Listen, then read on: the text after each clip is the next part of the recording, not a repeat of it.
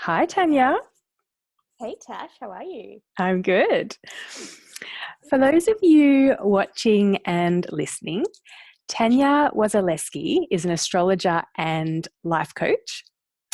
Through her one-on-one sessions, workshops, and online courses, she blends the art of astrology with the power of coaching to help you harness your unique gifts, talents, and opportunities so you can live a life that is authentically aligned to who you are and what you came here to do. So, Tanya, Yeah. astrology and coaching is quite an interesting blend. How and why did you pull these two together?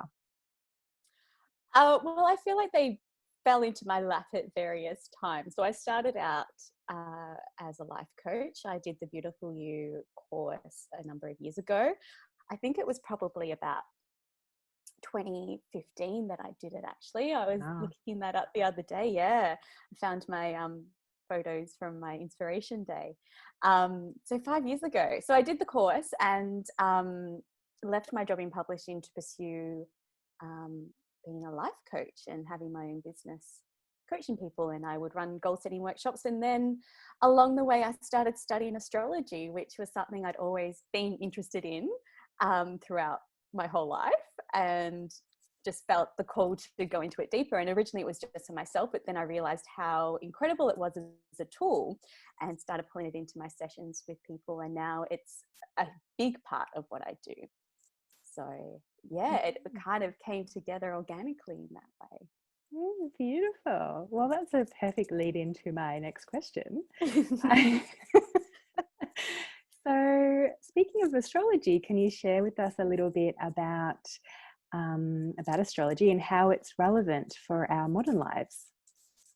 Yeah, well, most people only connect with astrology through the horoscopes that you might read in the paper or in a magazine. And that's generally your sun sign, like where the sun was um, at the time you were born. But that's only a really small part of astrology itself. Like we have um, all the planets in our solar system show up in our birth chart. So we've got Mm. Mercury, Mars, Venus, Pluto, Jupiter, Neptune, Uranus, Saturn. Um, and they all have a part to play in our personal development and our personal growth. So, for instance, Mercury is all about our communication style and how we think and learn and engage with others. And then you've got a planet like Mars, which is our masculine energy and all about our drive and how we get things done. Venus is all about relationships, our self-worth, our values, our feminine energy, and they all tell a story on how we show up in the world, depending on which sign they're in your birth chart. And so once you start to see this, it tells you a story of, and it's just incredible. Like my astrology teacher just started to nail me right from the go. It's just like, how do you know all of those ins and outs of my personality? And we basically don't know each other right now. Like, and it was really deep. It wasn't like just that surface stuff. And through looking at where the planets were in my own birth chart, I started to see why I acted the way I did in certain situations, or why I was drawn to certain things in my life. So whereas I am a Capricorn sun, so, I do have that ambition and that hard work ethic, and that patience and wanting to, get to the top of the mountain, no matter what goal I set for myself. But Mm. then I also have a lot of Aquarian energy, with my Mars, Mercury, and Venus there, which gives me this unconventional edge and this need for freedom and for exploring new ideas and possibilities. So it's kind of like, it made more sense to me and how I was. And it just helped me really nail down a lot of things in my life. And so I find it useful when I'm working with people, because they can start to understand themselves better and to kind of have that detachment Mm. from themselves by looking at it. It's like, well, your Venus does this and your Mars does this, etc., etc. And so when we work with that, we start to look at ourselves in a different way, and then we start to see our own personal roadmap come forward, and you can learn about opportunities and challenges and what might be, um, you know, a flavor for our year ahead. So we know that we can lean into like, oh, this is going to be a big year for my career. This is going to be a big year for my relationships. And you can just really get into that beautiful flow and stay in your own lane. And once you lean into that, things just become easier. So it's a really amazing tool for that, for knowing who you are, what you're doing, how you're going, what lies ahead. And yeah, I just love it. I love looking at people's charts and working with them. And yeah, it's something that it just makes me really happy. And it's kind of my thing. Like, it comes up in my chart again and again that this is, you know, something unconventional that I do, my Aquarian side. So Absolutely. yeah. And Yeah. I mean, having a guidebook for life is obviously almost priceless and so handy. Is there anything else that astrology is useful for? Well, you can compare your chart with somebody else's. So you can see, like, if you've got, like if you're in a relationship with someone, whether it's a partner, a family member, a friend, you can look at your charts together and be like, oh, this is how we work well together. These are our pain points, our challenges. This is, you know, this is why Dad and I always fight about this type of thing. Yeah. So that's really useful. I mean, it's great. Whenever my friends have a baby, I'm always like, this is your baby's chart, and this is like how they need to be parented, and this is who they are. And so then they have that benefit of being like, oh, okay, this is what I need to give my child. You can also look to see where you like, if you want to relocate to another country, we can also pinpoint which countries would be great for you in terms of if you want it, you know, more of a career bent or a love bent or whatever it is. It's just kind of like, you know, each planet has a different influence on you and who you are. You can even use it for conception, Wow. by following the phases of the moon, which is really, Wow. it's something that I haven't you know, personally tried just yet, or It's on the to-do list. On the to-do list of one day maybe. But it is that thing of like, you can see when you're fertile based on your personal moon cycles and things like that. And yeah, and if the moon's in a feminine sign or a masculine sign, apparently denotes whether you're going to have a boy or a girl. So you know, still experimenting with that one. So yeah, anyone who wants to try it out with me, give me a call. Be the guinea pig. Yeah. Well, speaking of feminine signs, so I know that you work specifically with the planet Venus. Yes. So what drew you to work with the Venus in the first place? Well, Venus rules my chart, for a start. So I am Capricorn sun, but I'm also a Libra rising, or have my ascendant in Libra, which means that's the way I approach the world, is through all these Libran qualities. And Venus is the ruler of Libra. And I realize I'm throwing all these different ideas and things at people, and it can be quite hard to grasp all the concepts. But essentially, Venus is a really big influence on me personally. And a few years ago, I was really burnt out and tired. And this is well before astrology came into my life in this big way. But I did actually go to a healer, and she's like, your masculine energy has been dragging your feminine energy around for so long, and she's tired, and she needs a chance. He needs to step back, and she needs to come out and, you know, become stronger and learn how to shine more. And this began like a personal process within myself to balance out my masculine and feminine energies.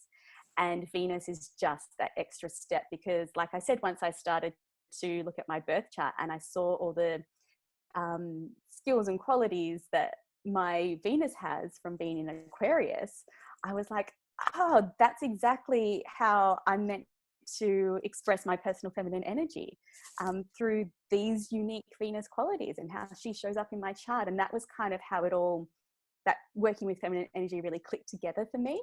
It's like, this is my personal expression of feminine energy, and it's different to say what yours might be, or you know, what my sister's might be, just because Venus shows up in different signs. And so I just really connected with it, and it's just a way that I love, something that I love to share with women. It's like, yeah, it's just a be who you are and express it in this way. Like someone who has a Venus in Aries, she has that warrior spirit. She's like the Xena warrior princess. She's like, yeah, I'm going to be a little bit more assertive than, say, perhaps someone who has their Venus in Cancer, which is a very watery, nurturing sign. So it's okay to be different. And this is why, like, astrology just shows you that. And so, yeah, it's about helping women learn that and take it to a different level.